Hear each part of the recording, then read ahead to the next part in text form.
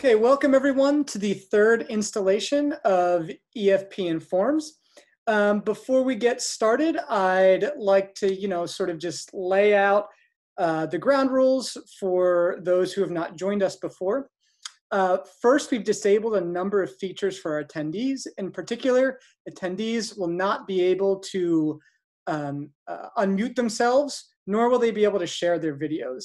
This is a precaution that we like to take just to make sure that we don't succumb to any Zoom bombers.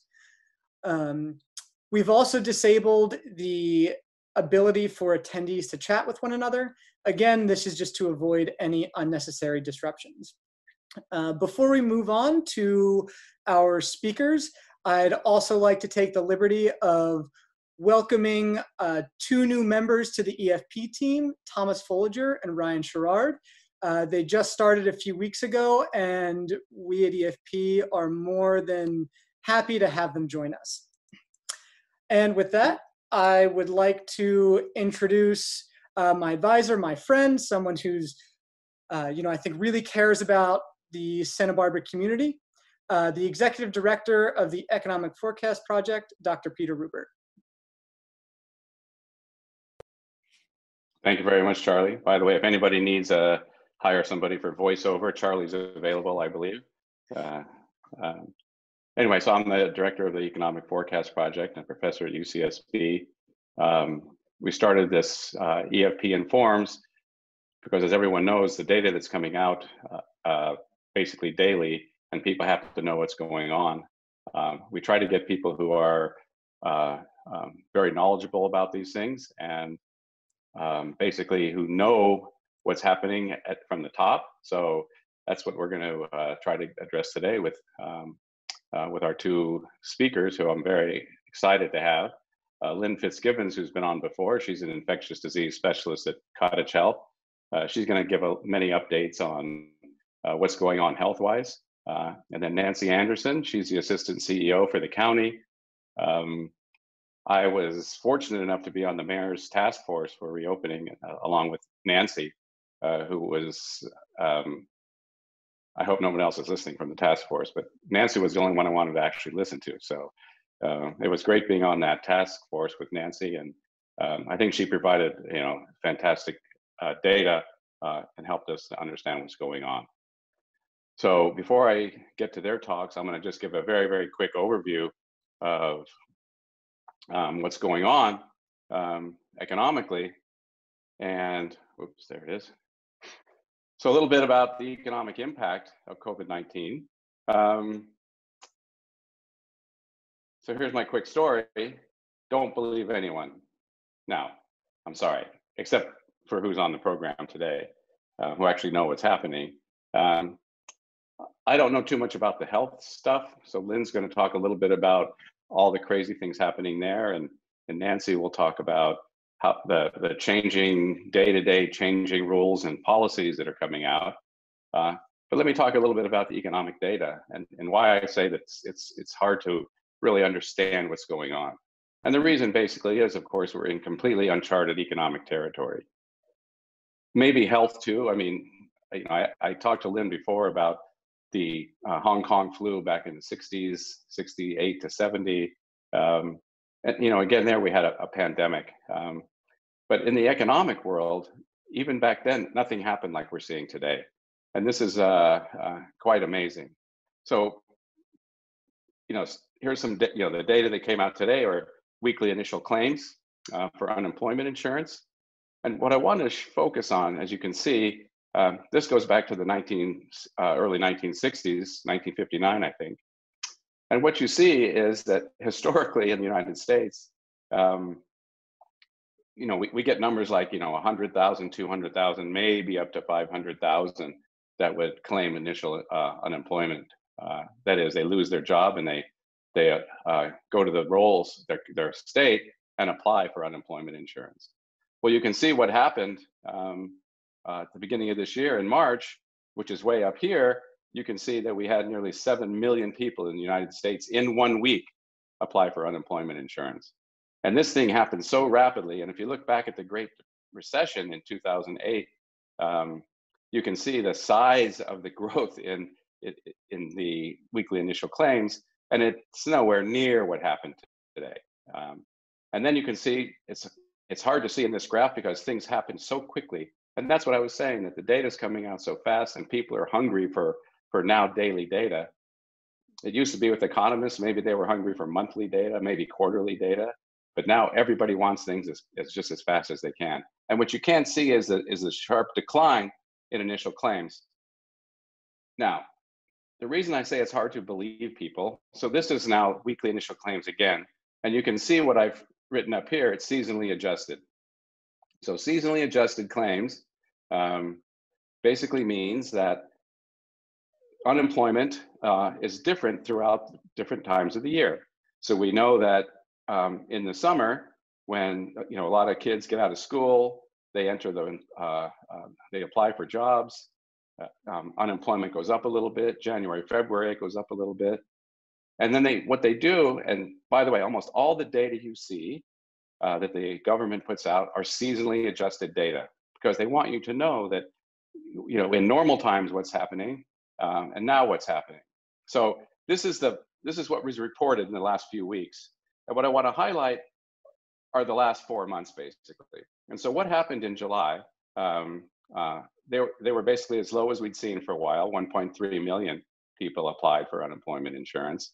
And then the next week, it increased. And by the way, July 18th, many of the news reporters came out and said, "Oh my God, the market has stalled. The economy is not doing well again. What's going on?" And then you can see the next week, July 25th, again, it went up by a little bit. And then people talked about a stalling labor market. And then today, it was announced that the one on August 1st fell by about 300,000. Remember, I told you this was seasonally adjusted. So what's happening with the seasonal adjustment is normally what's going on, and then they apply a seasonal adjustment that's an historical data. So I'm showing you the same data now, but it's not seasonally adjusted.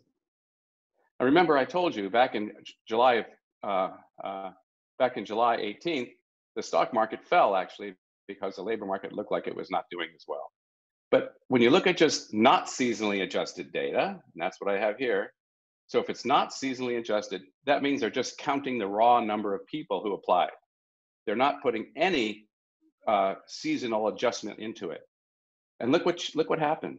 What happened was July 11th, it was 1.5, but it's fallen every week since then. And we just had a very large fall compared to the other ones. So actually, if you had just looked at the not seasonally adjusted data, which for this environment, because we're not in normal times, we can't adjust seasonally in a normal way.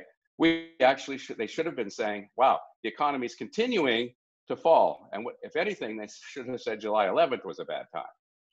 But since then, it's been declining. Santa Barbara, look, we're not out of the woods by any means. This is total employment, non-farm employment in Santa Barbara. The red line are the not seasonally adjusted data. The blue line is seasonally adjusted. And you can see during the Great Recession, we fell from about 175,000 employed to about 165, something like that. So a drop of about, maybe 10,000, a little less than 10,000. And since then, you can see that employment in Santa Barbara had actually been rising, and it surpassed what we saw during the Great Recession by about 2015. We continued to increase. Again, these are all seasonals. And then COVID hits. The National Bureau of Economic Research calls a recession that happened in February, not announced until like June, of course. And then you can see what happened. We fell from about 190,000 workers down to 160,000. That's a decline of 30,000 people in employment. And we've started to come back a little bit, but we're really, really not out of the woods, as you can see. And this is unemployment. So this is the number of people unemployed. Again, this is not seasonally adjusted because we want to count just the people who are unemployed. So entering into 2020, you can see that we had basically the lowest unemployment rate we've seen in a long time in Santa Barbara fewest unemployed people in Santa Barbara County. COVID hits, it goes up to 29,000 people. It's dropped since then, so we're at about 25,000 people. But remember, typically what we see is something like 6, 7, 8,000 people unemployed. So we have more than tripled the number of people who are still unemployed in Santa Barbara County. And it's something we have to fight through, work through, getting federal help, state help. But as I said, we're not out of the woods, and it's not clear yet what's going to be happening over the next several weeks and months. So in summary, we're in very uncharted territory, unfortunately. I don't know if Lynn will tell us next about how uncharted territory the health scene is, but we're all hearing different things going on there. In any event, everybody out there stay safe. And now I'd like to turn it over to our infectious disease specialist, Lynn Fitzgibbons. Thank you very much, Peter. Let me share my screen. Let me present. And just open with gratitude again. It's always a pleasure to join this webinar, and I really appreciate the opportunity to connect with you all. It has been a couple of months since I did one of these webinars, and as Peter indicated, lots to change. Lots has changed. Lots to talk about. Without further ado, I'm going to jump into some data. So I wanted to answer a couple of questions. The first is, I think, from an epidemiologic and clinical perspective, where are we now? There are a huge number of data sources out there. And many of you, I know, are following this on a variety of dashboards, a variety of websites, daily, if not more frequently than daily.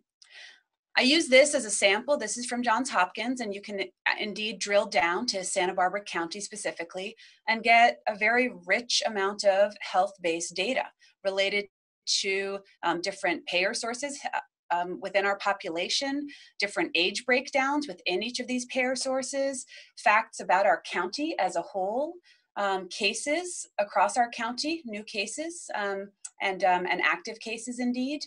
And again, I'm not going to go through every aspect of this very busy slide, but want to use it as an example of one of the many data sources out there that many of us are wading through, trying to reconcile with one another. And gratitude at that point, I'll pause and thank the county for all that they have done with regards to, I think, really answering the hardest question of all, which is why are some of these data sources not reconciling? And of course, the answer is they're often coming from different data sources. But again, just one example with Johns Hopkins. I want to pause and think about a couple of the metrics that we're going to discuss. So the first is really to think through, what does it mean when we hear about a death related to COVID-19? What we know has happened is there's been an index case that was exposed, and that person was exposed. They then, on an average of about 5 days, developed symptoms. And it takes perhaps 2 or 3 cases like that to transmit to one another for us to really start to see patterns in our data. It then takes a median of 7 days from when a patient develops symptoms to when they need to come into the hospital. And it then is approximately 5 days for most people in the hospital, some out to 2, 3, 4 weeks, some shorter than 5 days. But just back of the napkin math, I think it's important for us to think about the metrics that we are seeing, as I say, on so many forums, and what do these different metrics mean? We talk about total cases. Total cases, as we've heard debated over and over again, is vulnerable to the denominator effect.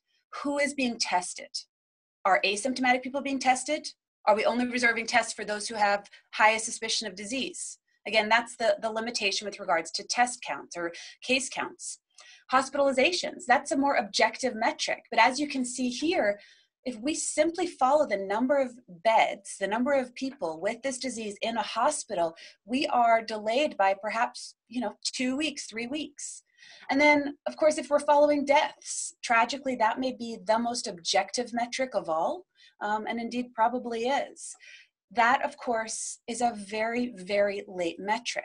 That is far too far down the road for our health officials, our clinicians to be able to really effectively in a real-time way enact change in response to death rates. And so as we look at data, I just ask everyone to think about particularly these three metrics and what they tell us and what their own vulnerabilities are.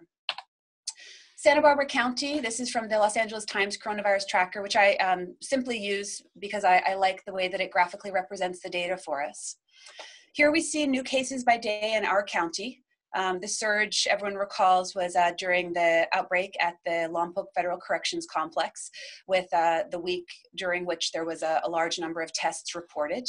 But of course, what we've seen in our own community through June and July was this significant increase in the number of new cases per day.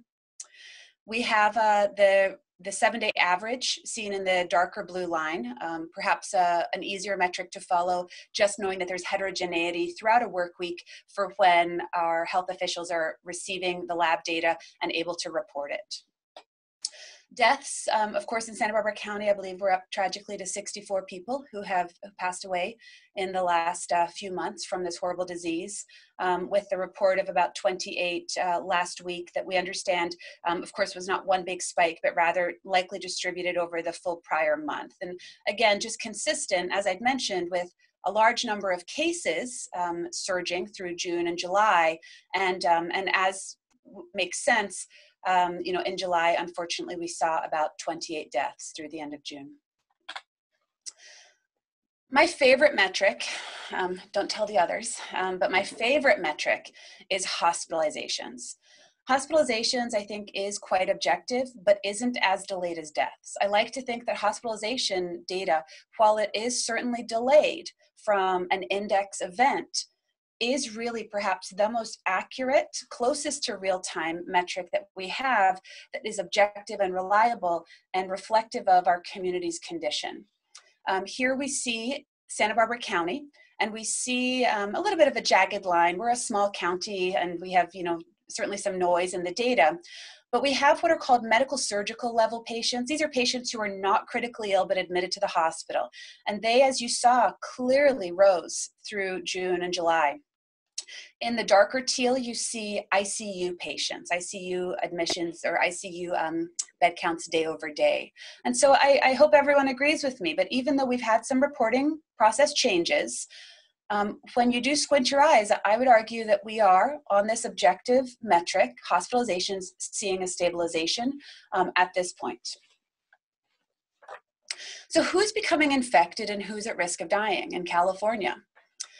Broken down by decile of age, we see what we have now seen around the country and indeed around the world. We see a huge number of cases in those who are young and middle-aged adults. Fewer diagnosed pediatric cases. And again, I want everyone to remember, fewer diagnosed older patients. However, the story changes when we look, of course, at where the deaths are occurring.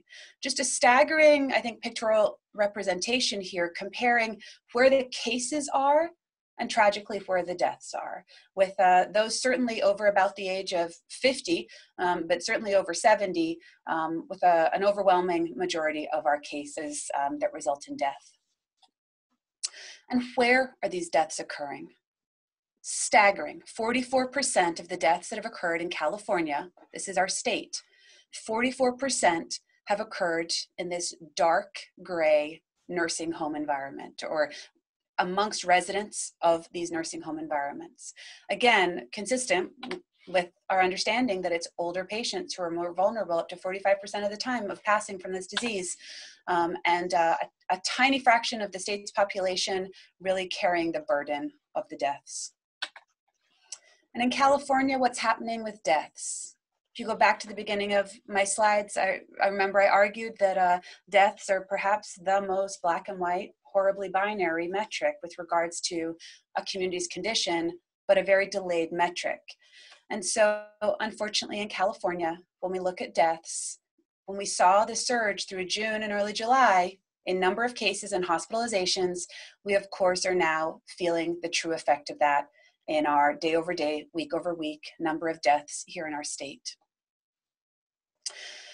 So let me take a breath and let me transition now to what do we know And what do we know now that we didn't know then? The latest from a clinical and infection control perspective.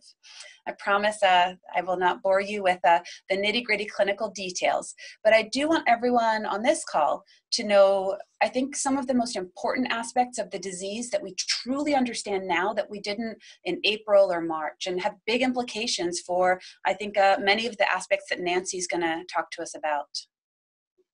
So transmission.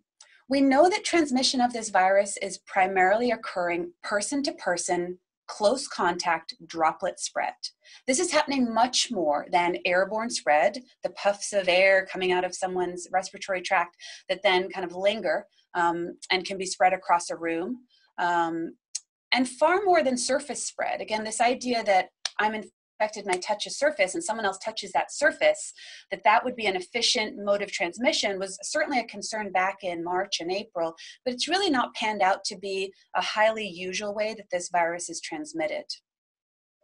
The most efficient transmission is between those who live together, close household contacts.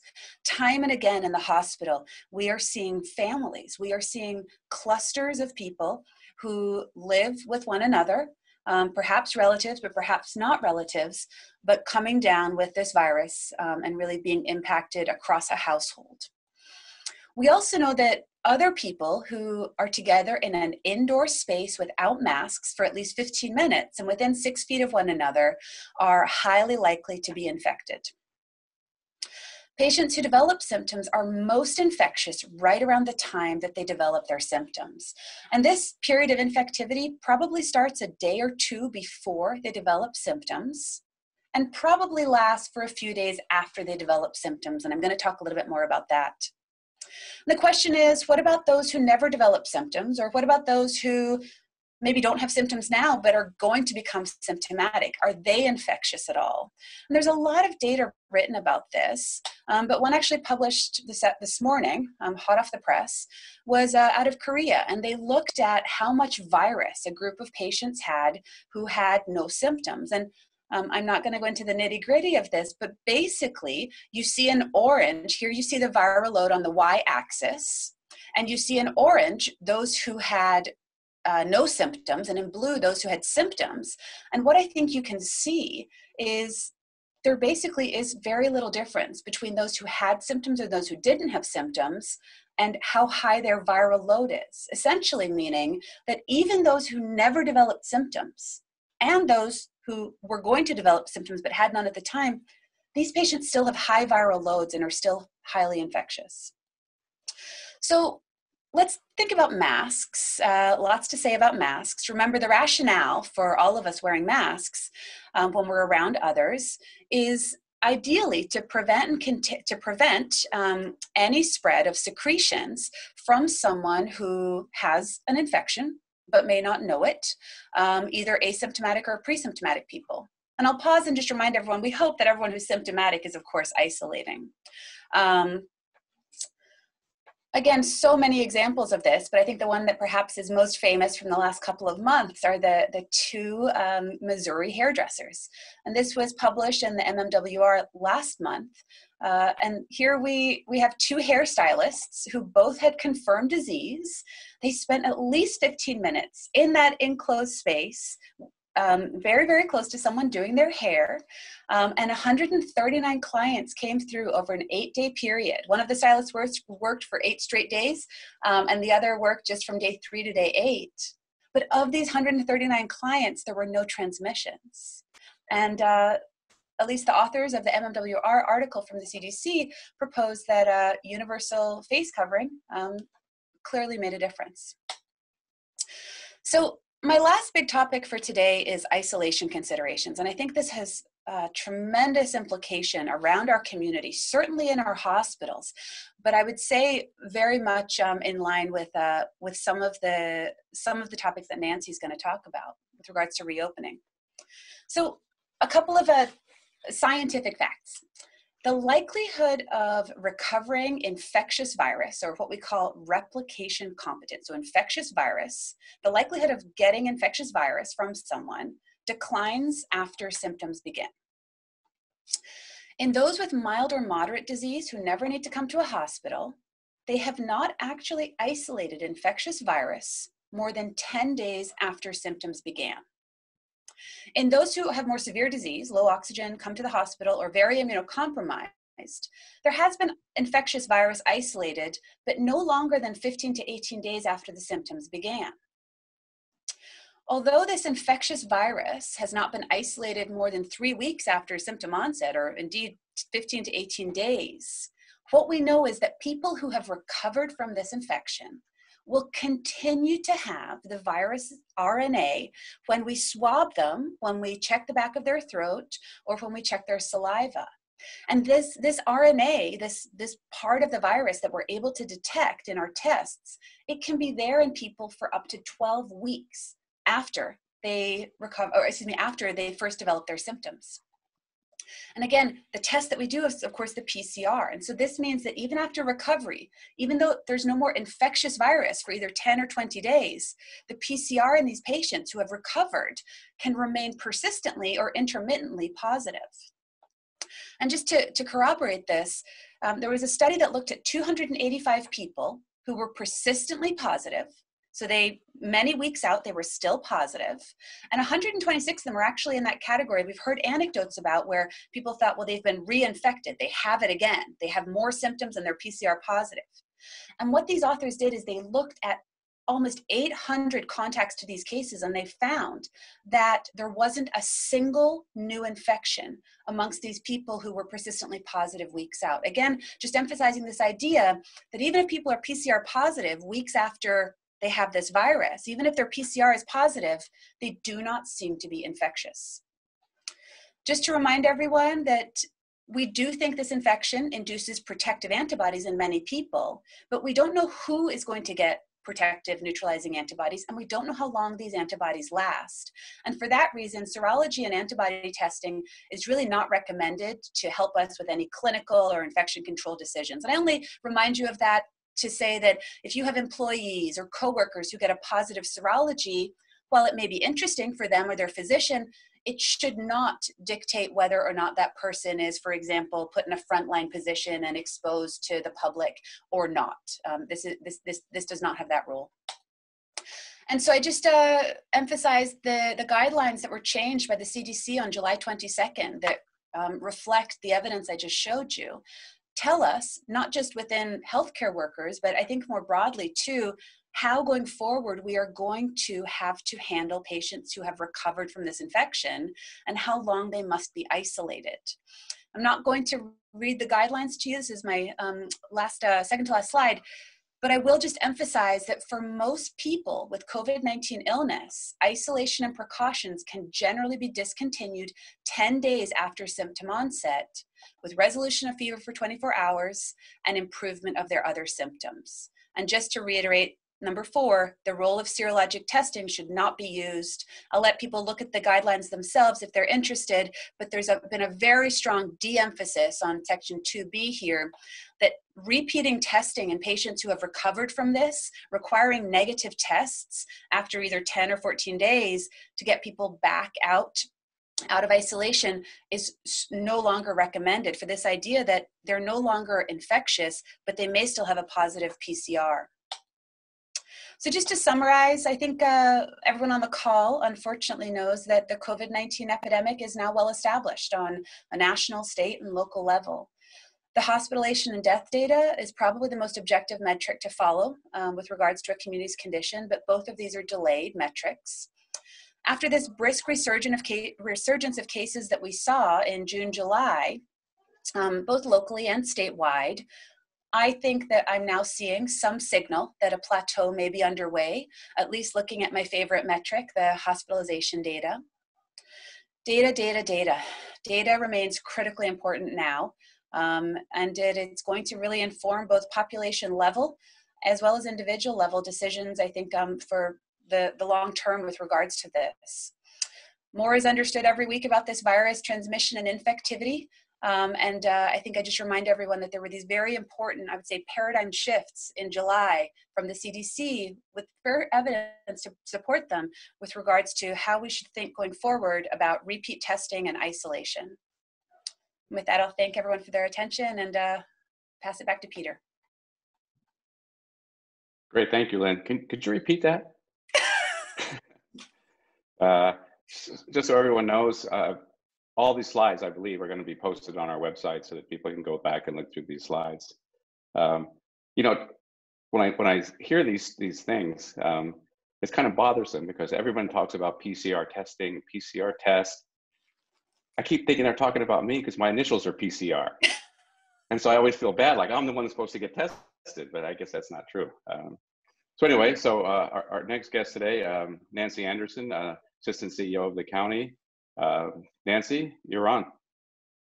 Excellent. Thank you, Peter. It's always so interesting to hear from Dr. Fitzgibbons. She was integral on development of our RISE guide as a panelist. So let me bring up my slides here.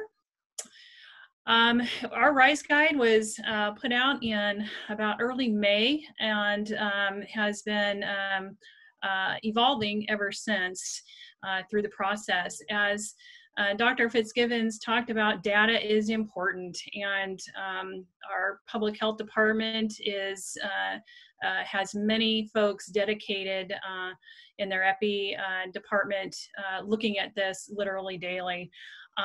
But for businesses and determining reopening and those types of things, it really comes down to this one table that is posted on the state's COVID-19 website. And essentially from many have probably heard that we're on the monitoring list along with many other counties. And here's the table.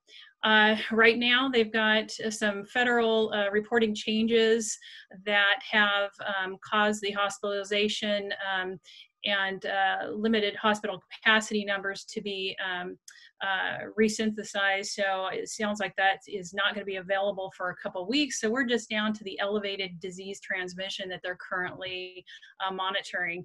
And Santa Barbara, as of August 5th, was had two categories: the case rate per 100,000 and the testing positivity, of which were considered in the red zone or needing to address.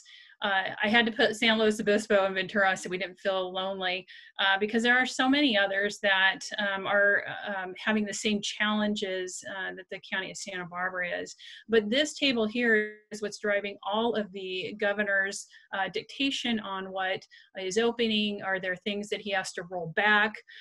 Is all driven by this particular table. The public health department, as Dr. Fitzgibbons indicated, has a dashboard among many others that are out there, but they have a lot of data that's literally updated daily. This is just a snapshot of it. You can go scroll down for pages and pages of information that they are monitoring constantly. So I did want to put that out there. And they're working on that now.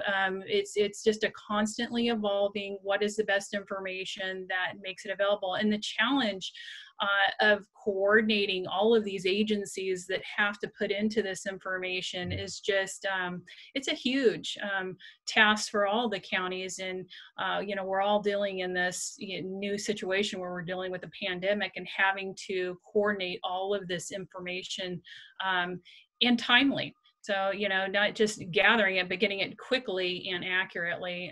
So that's a challenge for all of them. Just to give an update on the RISE business specific activity, we've had a lot of state changes impact our local businesses since July. We had to close indoor operations that started July 1st. Those were expanded July 13th to more sectors. Where indoor operations were essentially closed, but outdoor allowed. A lot of confusion on that for some of the sectors, particularly the hair salons and barber shops. You know, how do you do that outside? And then some of the state agencies that monitor these particular sectors at the beginning weren't even allowing it. So, you know, really feeling for some of these sectors that are one, we don't get a lot of, in fact, we get zero notice on when the state's going to do this. Typically, we're finding out on the television at noon from the governor and hearing it right with the sectors and then trying to make sure that they're aware. A lot of people are watching the news now because it's just been the practice of how that's being handed down to the local jurisdictions.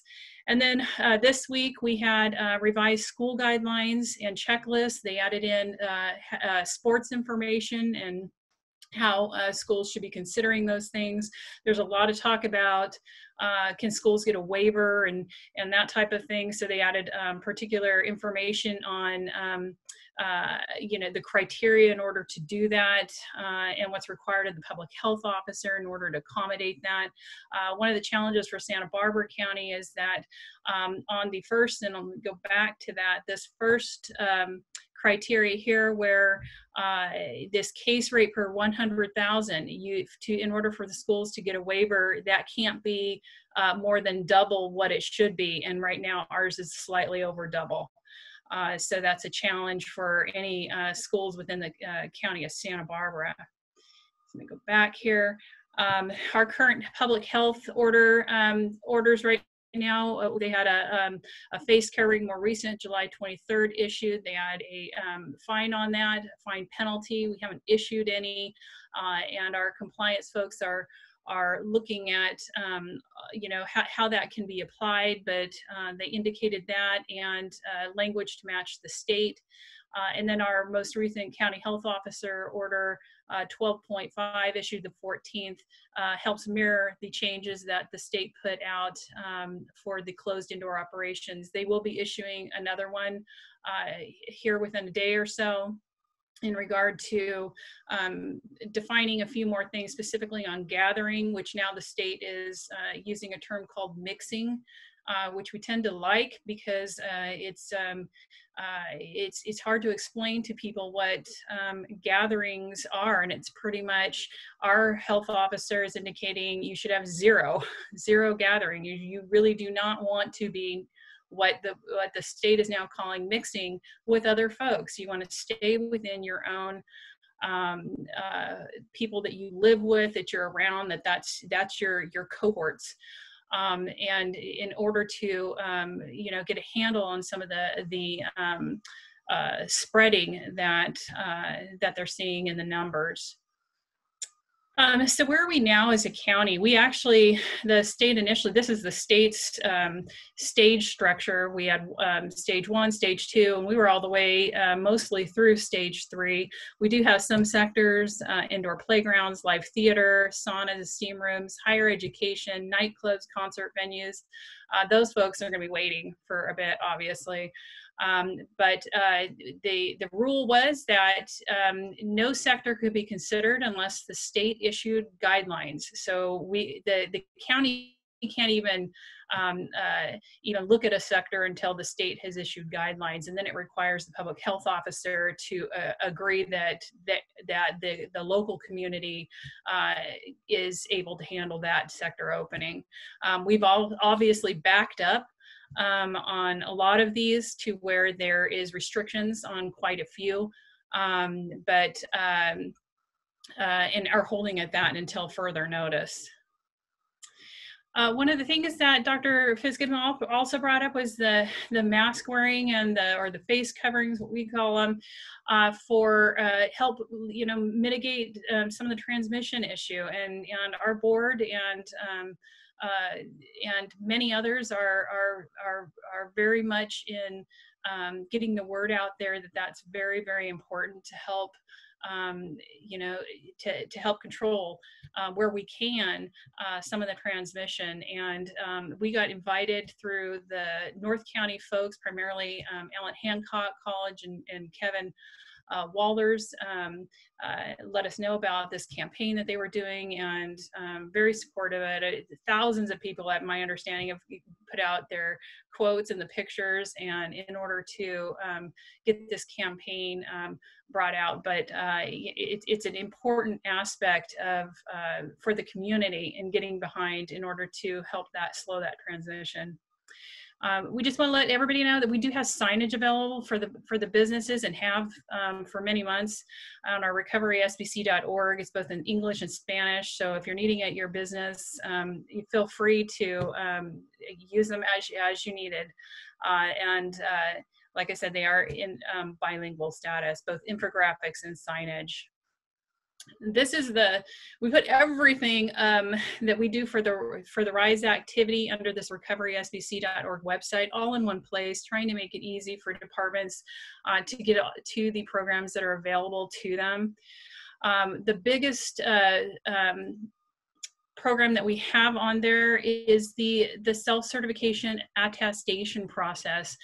So this is where we list the guidelines and the checklist and provide a template in order for businesses to be able to say that they can safely reopen in the community.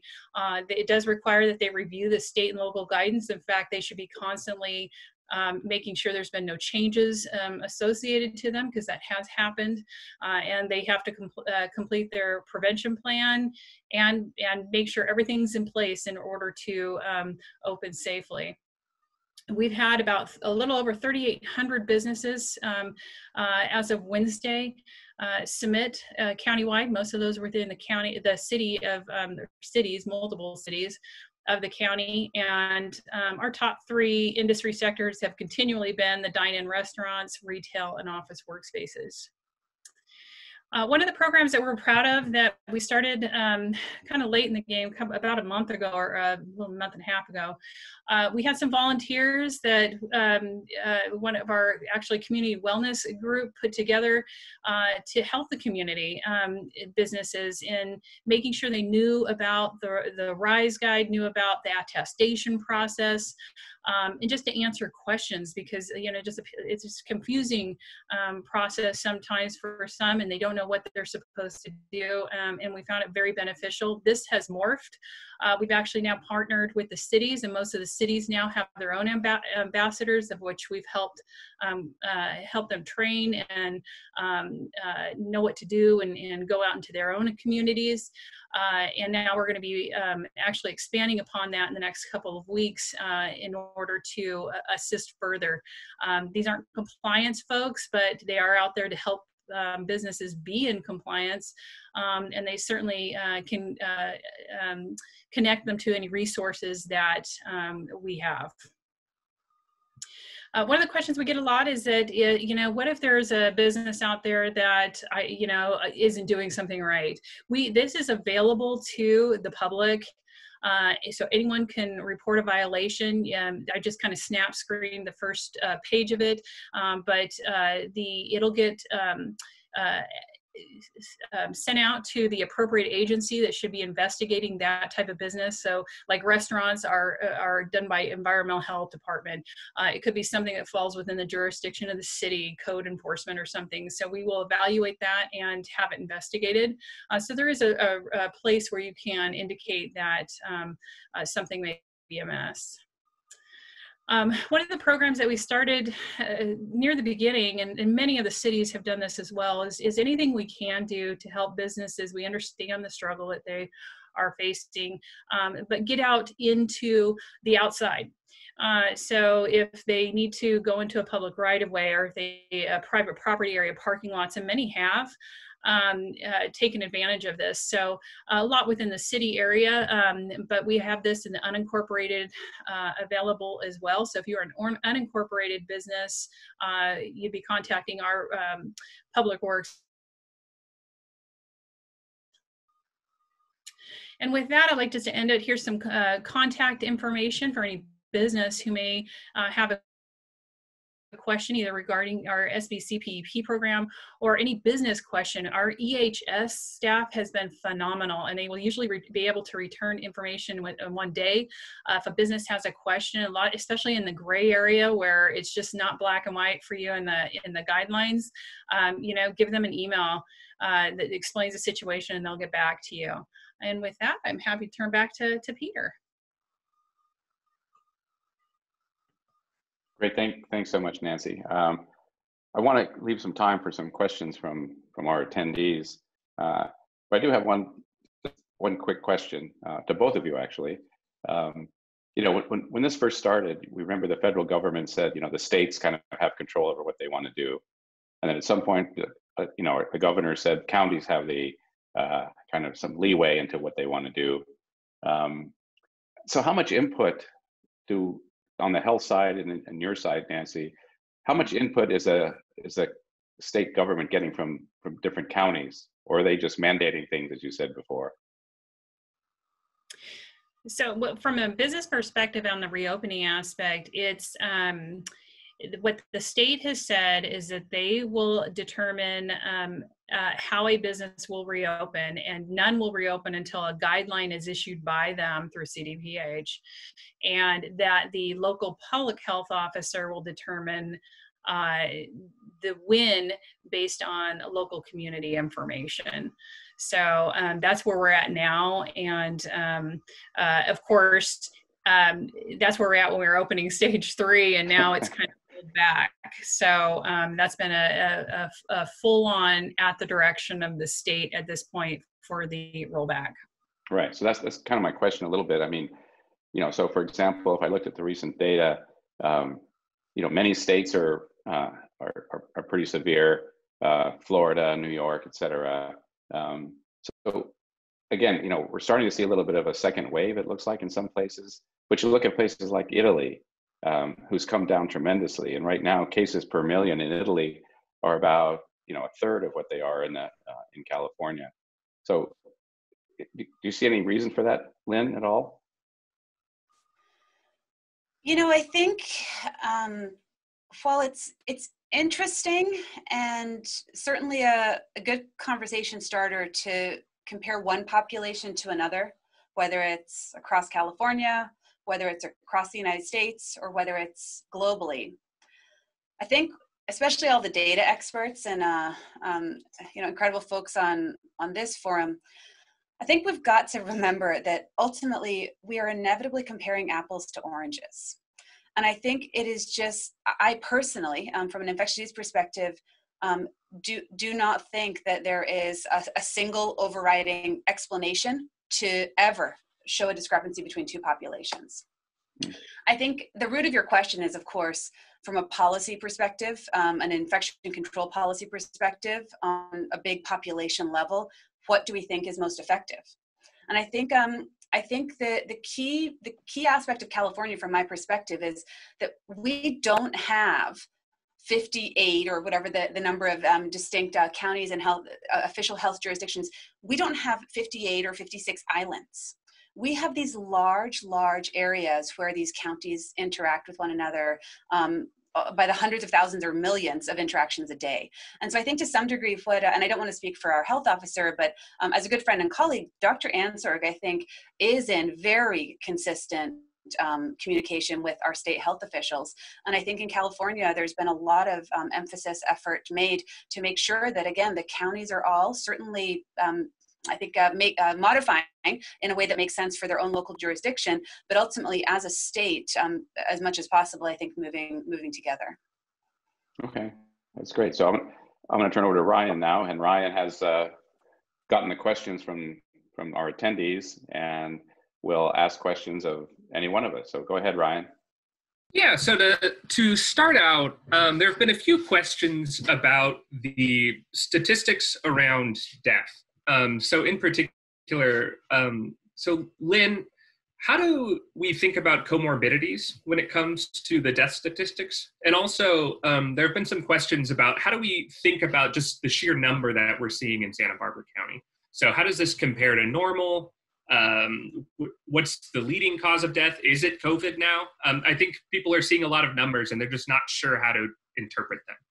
Sure, thanks. So just to remember magnitude. So since the beginning of the epidemic in Santa Barbara County, we've seen 64 people die of this disease. That's not an overwhelming number of deaths relative to all the other causes of deaths that our population deals with, month over month, year over year. And death, I think, just thinking about the county, we have about, in the ballpark of 6,500 confirmed cases and 64 deaths. And so, of course, back of the napkin math, we have a mortality rate, a case fatality rate of about 1%. Compared to other counties, compared to other populations, that's a very low mortality. That's kind of on the lower end of the bell curve with regards to case fatality rates. Now, as I mentioned earlier, these case fatalities are so vulnerable to the denominator effect. Who are you testing? If you're testing a huge population of asymptomatic people, then of course you throw off these numbers a bit, and you capture more asymptomatic cases. But I think the key is Santa Barbara County is, I think, arguably right where it should be, if not, I would argue, perhaps better with handling this epidemic and our case fatality rates. Case fatality rates are also, as the writer of the question is astutely pointing out, case fatality rates are very vulnerable to the other characteristics of that population. If I have a county that is primarily people over the age of 65 with diabetes and a variety of other comorbidities, then the case fatality rate in that population is going to be very different than a younger, healthier population.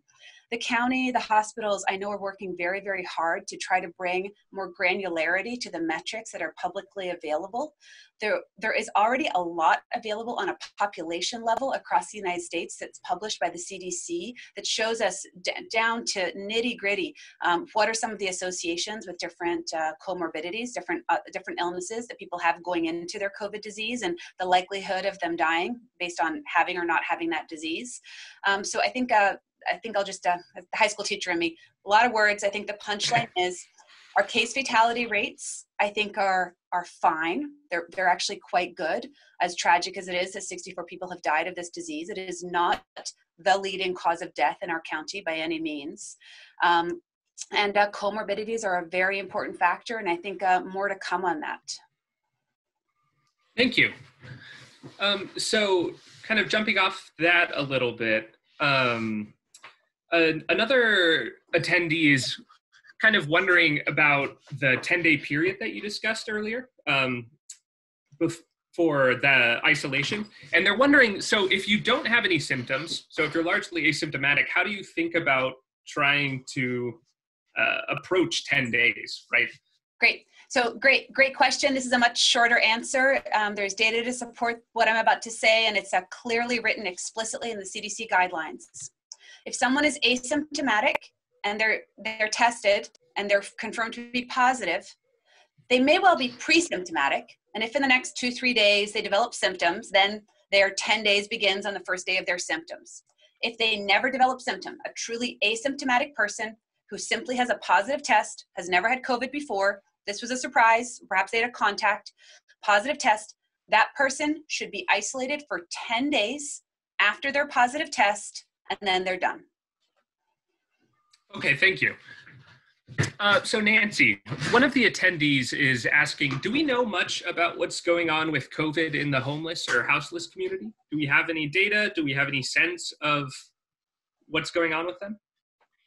You know, we do. We have a process that if a homeless person or unsheltered is tested positive, that we have a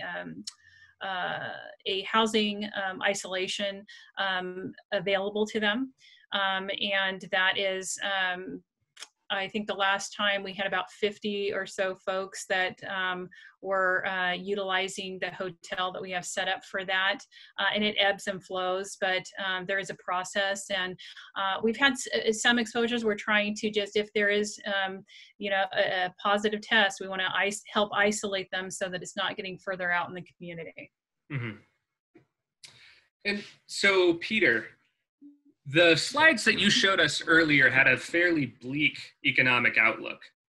So one of the attendees is wondering, why are we seeing the stock market and oil prices and things like that behave fairly stable when we have so much kind of economic distress going on the ground? Yeah, of course, that's a great question. Everybody asks that. If I knew the answer, I wouldn't be on this show. You know, trying to forecast the stock market is, you know, pretty much impossible typically.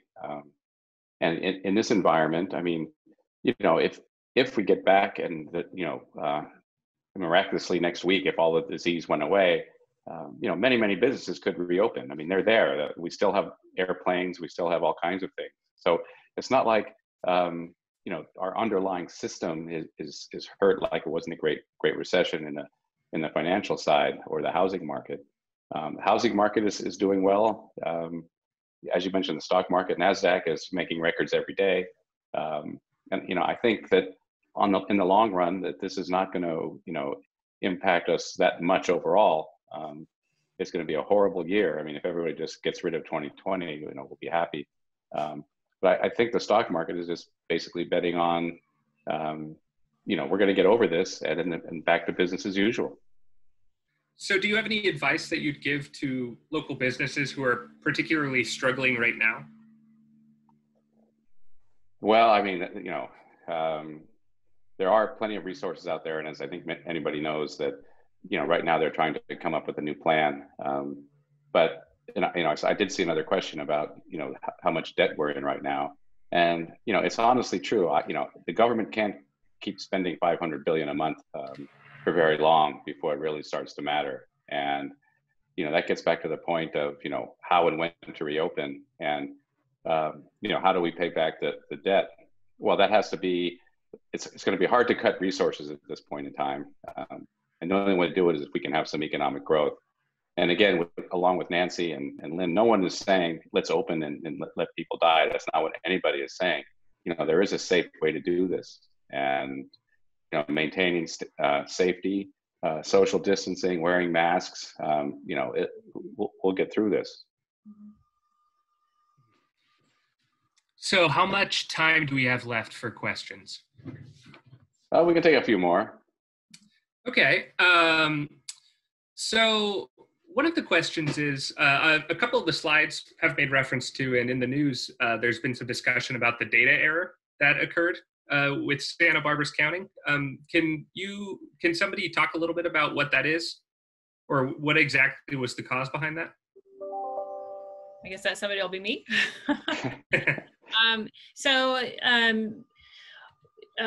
Gosh, I think they indicated in May, the public health departments had to switch over to a state program.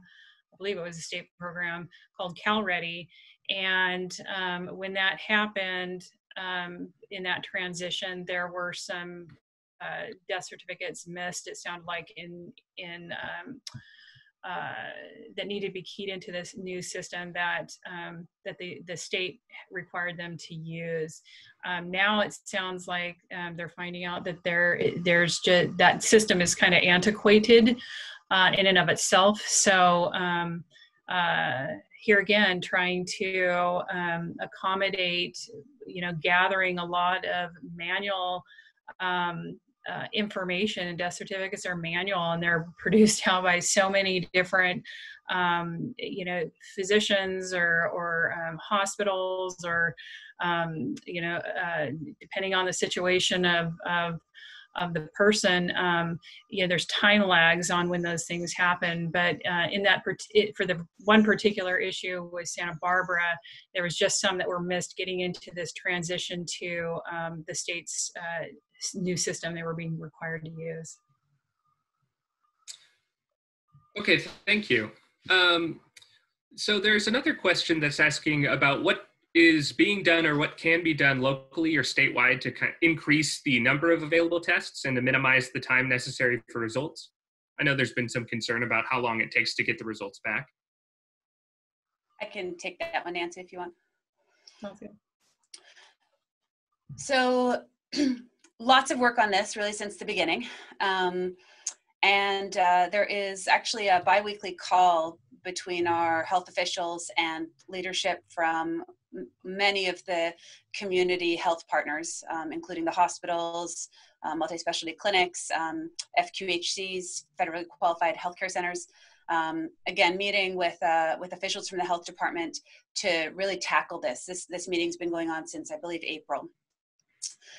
We've of course hit a place with our community where we have many more tests than we had back in April, but perhaps not enough to be able to really real-time, ubiquitously roll out testing for everyone who wants a test or needs a test, who feels well. What I can say is we absolutely have enough test capacity in our community to be able to take care of patients who have symptoms. I won't take the time on this call to go through all of the different locations where people can obtain tests, but there are many, both public and private, where tests are available. There's also a big emphasis being made by the state and also our local health officials on really prioritizing testing on those who are in the high risk category with regards to contact. Again, this idea that it's important to confirm that I'm positive, but it's perhaps even more important to confirm that my household contact is or isn't positive before they go out and distribute through the community.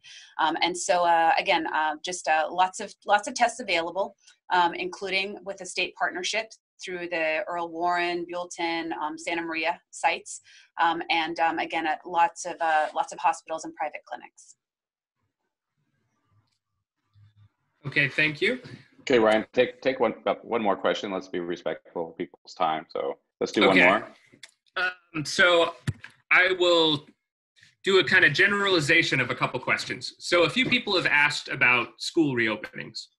So one person is wondering about whether or not it would be safe for teachers who are teaching remotely to go in and teach in their classrooms. Another person's wondering about how safe we can think of, so suppose we are ready to go back to schools, how much do masks actually protect in that environment? Do we know much about that? So can you speak a little bit about how the county is currently thinking about approaching school reopenings?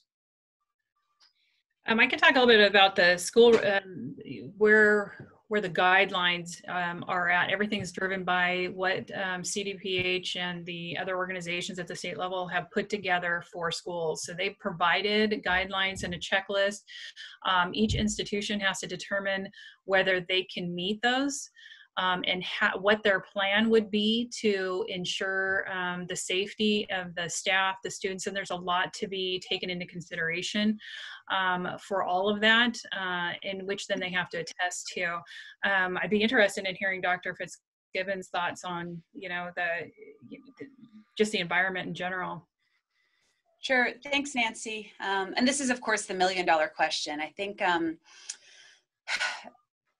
again, just the gratitude. So grateful to our county leadership, our school leaderships at all the different districts with how hard they're working on this for the sake of keeping both our students safe and our teachers safe so that they can continue to do the task at hand for the full year ahead.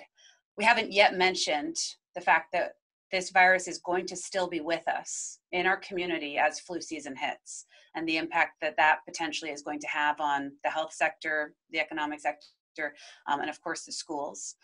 But the goal, I think, is that we reopen safely, that we not only plateau with our curve, but hopefully improve it over the coming months, and that there's a way to feasibly, with good precautions in place, get our kids back in the classroom. I have 2 young children. I want this no more strong. There's few who want this as strongly as I. What I would say is, I think these are challenging things. I think that actually in the next month, and here I'm going to my editorial, so this is not fact, this is opinion. I'm actually predicting that we are going to see very interesting data in September related to schools, and here's why. Even though on a normal school day with all the interactions, we probably have, I'm going to make up a number, 1 million interactions that occur between our children in their classrooms, in the playground, across our county. Let's go with 1 million. Even though we're starting remotely, we know that throughout our community, there is a lot of heterogeneity with regards to how people are handling this. There are pods sprouting up. There are micro schools. There are sometimes simply extended families. An aunt is taking in cousins, and all 8 of them are going to be in the home. And that's the way that they're going to be able to do remote learning. And so what that means is, while we may not in 2 weeks have the 1 million interactions that we would have had last August or the August before, I predict we're actually going to still have 100,000, or I don't know, make up a number, 50,000, 150,000. And I think we're going to get to see what impact that has on our local epidemic. And I suspect it's not going to be 0, but we'll see. And I think that kind of information is going to help inform Nancy, her team, Dr. Ansorg, his team, and really across the state with regards to some of the reopening challenges and questions come October.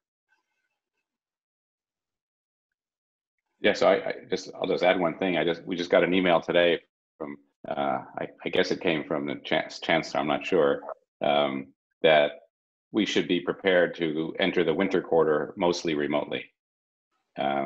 So that was what we heard today, and just to be prepared for it. It's not true that we will be necessarily, but we have to prepare for being mostly remote, even in the winter quarter. Yeah. So with that, I think I'd like to wrap it up. I want to thank Lynn and Nancy. You guys are great, and let everyone know that they should reach out to many of us, you know, as to resources that might be available. Nancy, I know, had a lot of resources listed on her slides, and you know, you should go to your bankers. Business should go to bankers, see if there's money available. I mean, it's a lot of pain for all of us, but if we do our share, stay safe, we'll come through it. So anyway, again, Lynn, Nancy, thank you so much. Charlie, as always, Ryan, Thomas, thanks very much, and we'll see you next time. Thank you all. Thank you.